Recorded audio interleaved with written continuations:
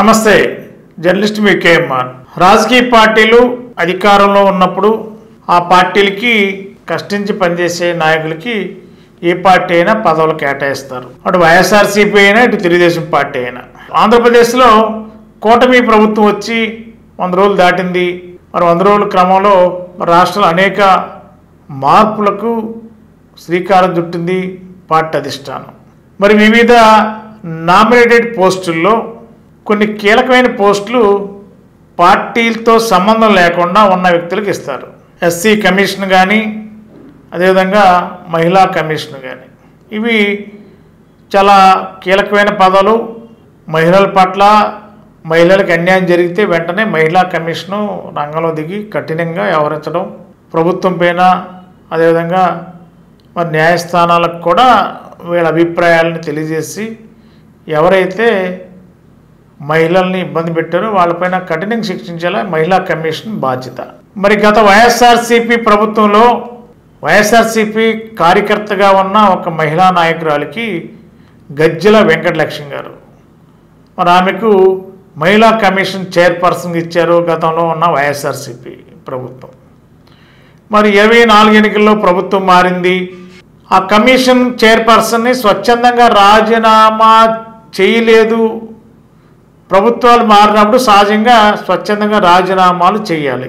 కానీ టెన్యూర్ ఉంది కాబట్టి ఇంకా రాజీనామా చేయకుండా మరి గజ్జల వెంకటలక్ష్మి గారు మహిళా కమిషన్ చైర్పర్సన్గా కొనసాగుతున్నారు. సరే, మహిళా కమిషన్ సంబంధించిన కార్యకలాపాలు కానీ, లేకపోతే రాష్ట్ర వ్యాప్తంగా మహిళలు జరుగుతున్న ఇబ్బందులు కానీ వాటి మీద ఫోకస్ చేసి గజ్జల వెంకటలక్ష్మి గారు రాష్ట్రం అంతా పర్యటించి ప్రజల సమస్యలు అయితే ముఖ్యంగా మహిళల సాధక బాధలు తెలుసుకుని ఎక్కడైతే అన్యాయం జరిగిందో వాటి మీద మహిళా కమిషన్ స్ట్రిక్ట్గా వ్యవహరించాల్సింది ఆ కమిషన్ బాధ్యత. కానీ ఆ మహిళా కమిషన్ చైర్పర్సన్ ఉన్న గజ్జల వెంకటలక్ష్మి గారు మరి కమిషన్ బాధ్యతల కంటే మరి ఆ పార్టీ అంటే ఆమె వైఎస్ఆర్సీపీ సంబంధించిన నాయకురాలు కాబట్టి వైఎస్ఆర్సీపీ సంబంధించిన పాయింట్స్ మీద ఎక్కువగా రాష్ట్రంలో పర్యటిస్తూ ఆ పార్టీకి మద్దతుగా ఇంకా పోరాటాలు చేయడం కూడా ఇప్పుడు ఆంధ్రప్రదేశ్ ప్రభుత్వానికి రుచించడం లేదు.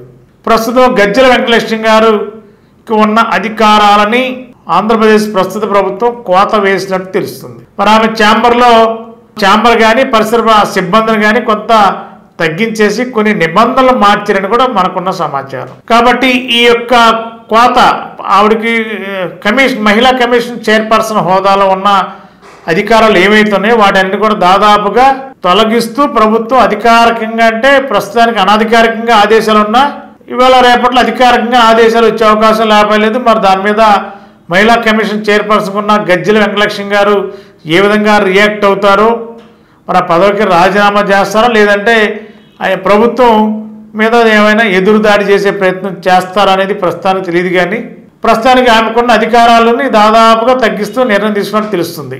మరి ఈ క్రమంలో మన మహిళా కమిషన్ చైర్పర్సన్ని మరి తెలుగుదేశం పార్టీ కూటమిలో ఎవరైనా కీలకమైన వ్యక్తులు ఉంటారు, వాళ్ళకి కట్టబెట్టవలసిన అవసరం ఉంటుంది.